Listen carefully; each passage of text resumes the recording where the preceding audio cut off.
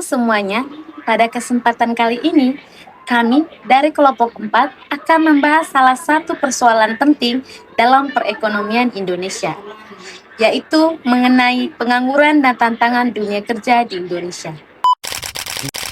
Total pengangguran di Indonesia mencapai atau menjadi 9,77 juta orang, diiringi naiknya angkatan kerja baru sebanyak 2,36 juta orang. Badan Pusat Statistik mencatat dari 131 juta orang angkatan kerja di Indonesia, sebanyak 5,34%-nya atau 7 juta orang diantaranya merupakan pengangguran terbuka.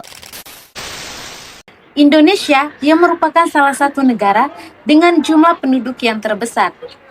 Tentunya setiap tahun jumlah masyarakat yang memasuki usia kerja terus mengalami peningkatan. Namun, perlu kita ketahui, di balik pertumbuhan tersebut masih terdapat banyak masyarakat yang belum memperoleh pekerjaan yang layak. Hal inilah yang menunjukkan bahwa pengangguran masih menjadi tantangan serius dalam pembangunan ekonomi Indonesia saat ini. Seperti yang tampak di layar, berdasarkan data resmi dari Badan Pusat Statistik, pada Februari tahun 2026, tingkat pengangguran terbuka atau yang biasa disebut TPT di Indonesia tercatat sebesar 4,68%. Angka ini mengalami penurunan sebesar 0,08% dibandingkan Februari tahun 2025, yang dimana sebelumnya berada pada angka 4,76%. Walaupun terjadi penurunan, data ini menunjukkan bahwa persoalan pengangguran masih menjadi masalah nyata yang perlu mendapat perhatian bersama. Selain itu, data juga menunjukkan bahwa jumlah pekerja penuh di Indonesia itu mencapai 98,59 juta orang, atau sekitar 66,77%. Sedangkan pekerja tidak penuh tercatat sekitar 49,08 juta orang. Hal ini menunjukkan bahwa tantangan ketenaga kerjaan di Indonesia bukan hanya tentang pengangguran, tetapi juga tentang kualitas pekerjaan yang tersedia di masyarakat. Yang berikut yaitu tantangan dunia kerja.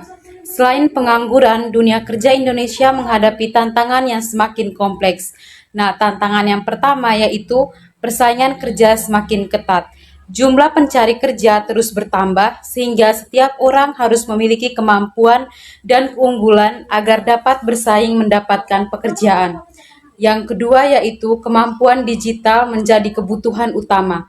Banyak pekerjaan saat ini membutuhkan keterampilan menggunakan teknologi seperti komputer, internet, dan berbagai aplikasi kerja. Yang ketiga yaitu perusahaan menuntut pengalaman kerja. Banyak perusahaan lebih memiliki pelamar yang sudah memiliki pengalaman kerja dianggap lebih siap dan mampu bekerja dengan baik. Yang keempat yaitu adaptasi terhadap teknologi. Perkembangan teknologi yang cepat mengharuskan pekerja terus belajar dan menyesuaikan diri agar tidak tertinggal dalam dunia. Yang berikut mengenai dampak dari pengangguran. Pengangguran memberikan dampak yang besar terhadap perekonomian dan kehidupan sosial masyarakat. Di antaranya yang pertama yaitu pendapatan masyarakat menurun. Orang yang tidak memiliki pekerjaan akan kehilangan sumber penghasilan sehingga kemampuan memenuhi kebutuhan sehari-hari menjadi berkurang. Yang kedua yaitu resiko kemiskinan meningkat. Kurangnya pendapatan dapat menyebabkan masyarakat kesulitan memenuhi kebutuhan dasar seperti makanan, pendidikan, dan kesehatan. Yang ketiga yaitu produktivitas ekonomi menurun. Banyaknya tenaga kerja yang tidak bekerja menyebabkan potensi sumber daya manusia tidak dimanfaatkan secara maksimal sehingga pertumbuhan ekonomi menjadi lebih lambat.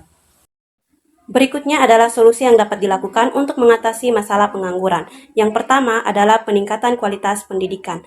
Hal ini dapat dilakukan dengan menyelaraskan kurikulum sekolah dengan kebutuhan nyata di dunia kerja agar lulusan memiliki kompetensi yang siap pakai dan tidak terjadi pengangguran akibat salah memilih jurusan.